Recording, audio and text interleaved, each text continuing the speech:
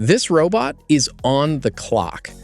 Inside BMW's biggest American factory, it pulls car parts out of bins and loads them into sequencing carts, shift after shift. And its maker reportedly bills about $25 for every hour it works. Humanoid robots stopped auditioning this year. They started getting hired. And the company that hired out this robot is not even the biggest maker. The volume leader is in Shanghai. In late June, a company called AGBot rolled its 15,000th robot off the line. It took about a year to build the first 5,000, 3 months to build the next 5,000, and roughly 3 months again for the 5,000 after that. No Western robot maker has published a curve like that. More important than the count, these robots are working real shifts. In an electronics factory in Nanchang, AGBot's G2 robots spent a week live-streamed on a real production line, inspecting tablet computers alongside human line workers. About 100 cumulative hours of factory work, on camera for anyone to check. Last year, AGBot shipped more humanoids than any other company by one major count.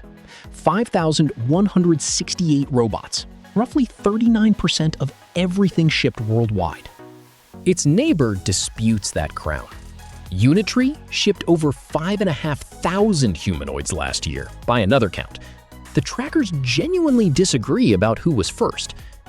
What nobody disputes is the price. The Unitree G1 starts around $13,500.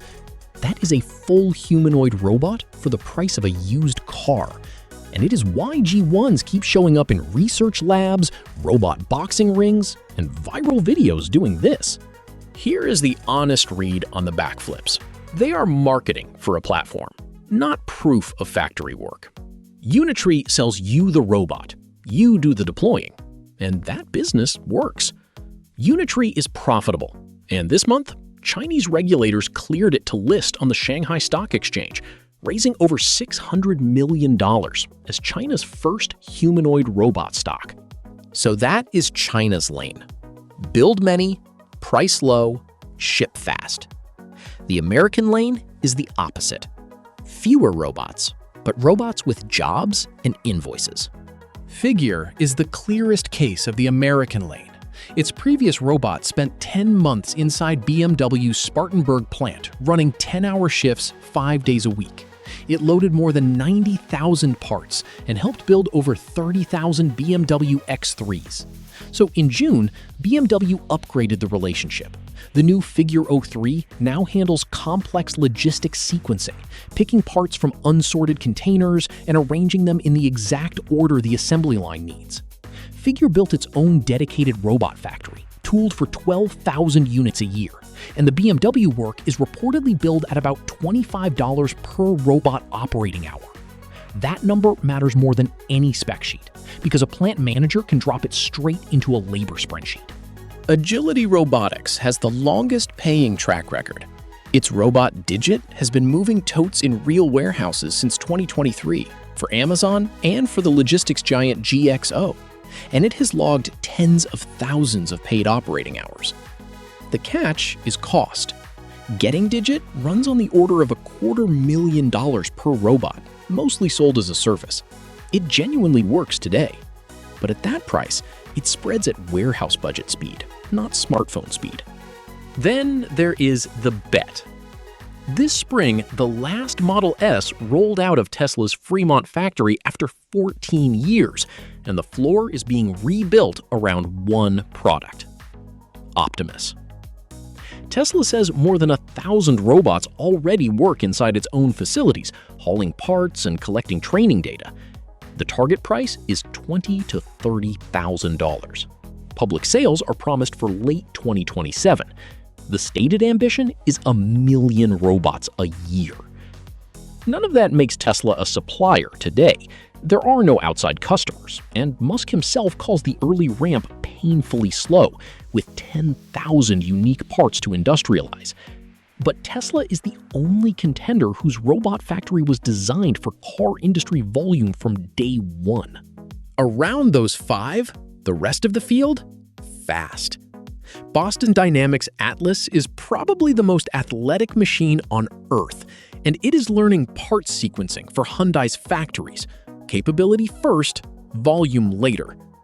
UBTech says hundreds of its Walker S2 robots have shipped to Chinese car makers, and its best feature is the least glamorous one imaginable. It swaps its own battery, so the shift never has to end. Apptronik's Apollo is working with Mercedes and GXO. XPeng built iron to be eerily human, an automaker showing off what its supply chain can do. And 1X is selling Neo for your house, which is exactly the market that arrives last. Why does a factory get robots before your kitchen does? Because a factory is the easiest place on Earth to be a robot. The tasks repeat, the lighting never changes, the floor is flat, a technician is nearby, and the return on investment fits in one cell of a spreadsheet. Robot hours versus labor hours. A home is the opposite. Unstructured, unpredictable, full of privacy problems, and nobody on staff to reboot anything. That is why the first buyers are plants and warehouses, and your kitchen comes years later. And there's a quieter reason the paid deployments matter so much. Data. Every hour a robot works a real shift, it hits the messy edge cases that staged demos and simulations never produce. The dropped part, the misaligned bin, the human who steps into the workspace. The companies billing real hours today are collecting the training data that decides whose robot is smartest in 3 years. Deployment is not just revenue, it is a moat. Now, the stakes. Global humanoid shipments last year were somewhere in the mid-tens of thousands, depending who you ask. This year, forecasts say deliveries blow past 50,000 units, roughly a 7-fold jump in a single year. If that curve holds, the suppliers who already know how to build at volume and the ones already earning by the hour are the ones positioned to absorb it. So the prediction. If a major supplier means factories running, robots shipping, and customers paying, 3 names lead. Agibot on manufacturing throughput. Nobody has shown a faster ramp. Unitree on unit economics. Profitable, publicly priced, and about to be publicly traded. And Figure on paid industrial hours. If its factory really hits 12,000 robots a year and the BMW work expands, it owns the high-value lane. Tesla is the wild card.